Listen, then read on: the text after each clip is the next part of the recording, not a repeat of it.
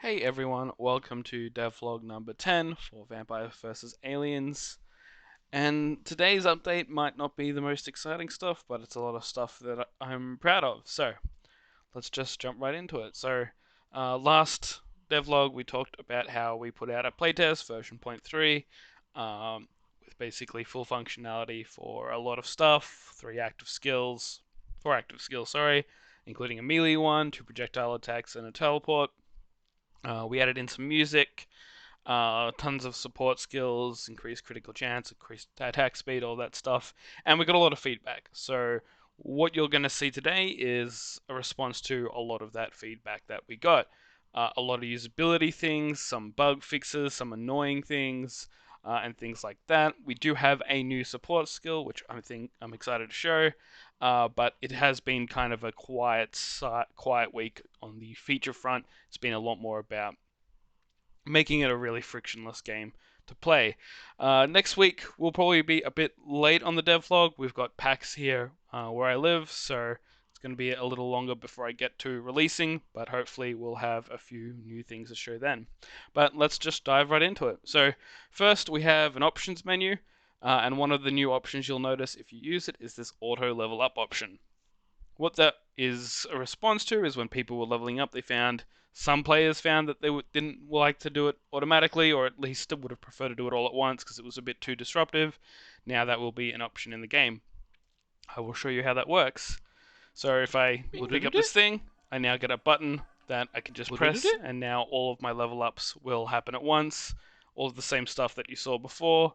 And it'll just do it all. You don't have to keep pressing it for every level up that you've banked. It'll go through them all at once. I'm thinking about maybe having you pressing it multiple times, but that just seems more hassle than it's worth. Better to just do it all at one go, so that's how that is going to work. I'm just going to take Bone Bullet and now show you a few other things that we've got. First, you'll notice we have an enemy count at the top. Oh, I need to play without music. Cool. You'll notice we have an enemy count at the top left. The reason we have that is we wanted to fix one of the problems, which was the lag issue. So people were finding that if they were doing a low damage build, more of a defensive kind of playstyle, the game would start to crunch and lag a bit. So we've capped how many enemies can spawn, and that will just pause the timer once you start killing enemies again. They'll start spawning again. So you'll still have to kill the same amount, but now it won't freeze the game and punish you just for playing a slow build. One other thing to note, we've also introduced a proper win state. So previously it didn't actually properly end with victory when you killed everything. Now once you've killed everything and there's no more spawns, it will tell you you've won. So let's talk about the new skill. So right now if I left click I shoot bone blood arrow, and if I right click it's going to shoot bone bullet, right? All pretty self-explanatory stuff. One of the latest support skill that we've just created is something called blood magic. So what blood magic does is it spends a portion of your mana as health instead. So if a spell cost 10 mana, 5 mana would take it from health, and 5 would be taken from health, and 5 would be taken from mana. You can make that all the way 100% if you take all of these different blood magic nodes, which each give 10%. So the idea of this is that if a skill becomes really it becomes prohibitively expensive from mana, you can now spend life instead. But there's another side benefit. We removed this from release, but I have covered this in a devlog. We have triggered skills. So if I put in here, trigger on damage taken, this will cause a skill to fire when I take damage. You will find, let me just take some things to make it nice and strong and powerful. And sure, we'll give this multiple projectiles too. You'll find that now when I fire my blood arrow, it actually shoots my bone bullets because I'm taking damage from it. Now, obviously, this is presenting a problem. I'm going to slowly die. So, one thing you'll need to do is figure out how do I gain that life back. So maybe you take blood suck, right? And now if we go here, put on some life steal, Now whenever we shoot, we're getting all that life back from our triggered skill.